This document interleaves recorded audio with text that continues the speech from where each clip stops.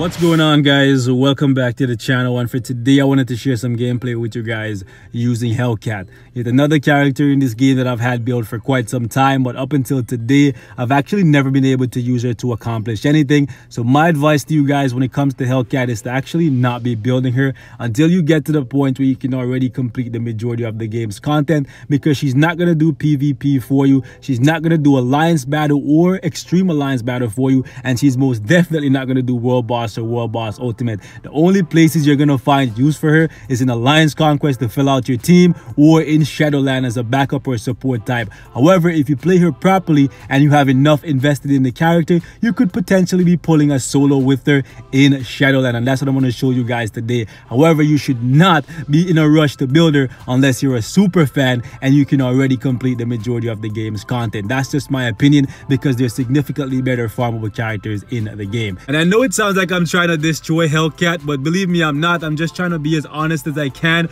after playing with the character extensively. She's definitely not the worst character in the game, nor the worst character in the speed class. That spot, rightfully so, belongs to Gamora. When it comes to Hellcat's kit, she actually has a couple iframes. She has 3 iframes, 2 partial iframes, one on the 1 on the 2, and a full iframe on the 5th, coupled with a stun. And she can also stun lock with her 4 skill. So if you chain these things properly, you can actually get something done with her in Shadowland, and that's what I wanted to show you guys today. When it comes to her tier 2 passive, I actually like it, and it actually makes her 4-star passive better. So when it comes to her DPS overall, it's actually pretty decent if you can manage to keep her alive, especially for a speed character.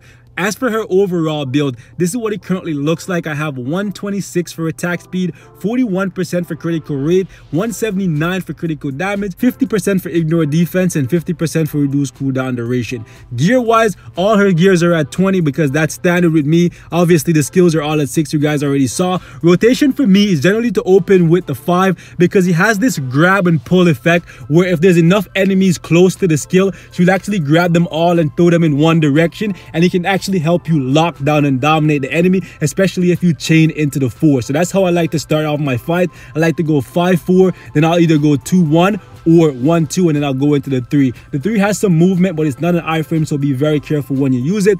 As for her eye associate, I'm rocking Power for Angry Hulk, and for her obelisk, you most definitely want to go with invincibility. Even though she has those iframes, she's still not that safe. So that being said, guys, let's actually jump into some gameplay and have some fun with Patsy.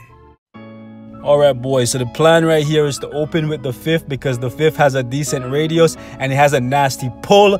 There you go. And we actually got Thor and Groot in a corner, and that's where we're going to keep them for the majority of this fight. We're just going to cycle through the 5, the 4, the 2, and the 1. And if for some reason they escape, I'll go ahead and use 3 to reposition myself and hopefully trap them right back into a corner. And if you can manage to do this effectively with her, whoop, hold up. As I was saying, if you can manage to keep the enemies together and position them in a corner by cycling through your skills, I have no idea how these guys ended up back over there. I think they just teleported.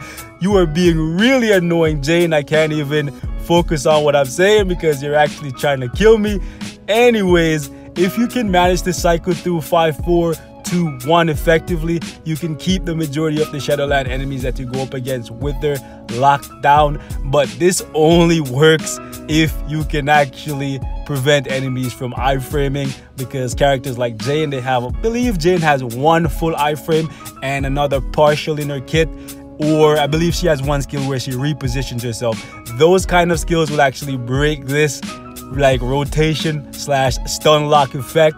So yeah, but I think we still, woo, Jane is actually being really annoying, but we managed to pull it off, guys. So we finally can take Hellcat off my list of characters that I have never been able to use to complete anything in this game. But anyways, boys, that's all for this one, man. Thank you guys so much for watching. Hope it was informative, and I will see you guys in the next one. Peace and love, and I'm gone.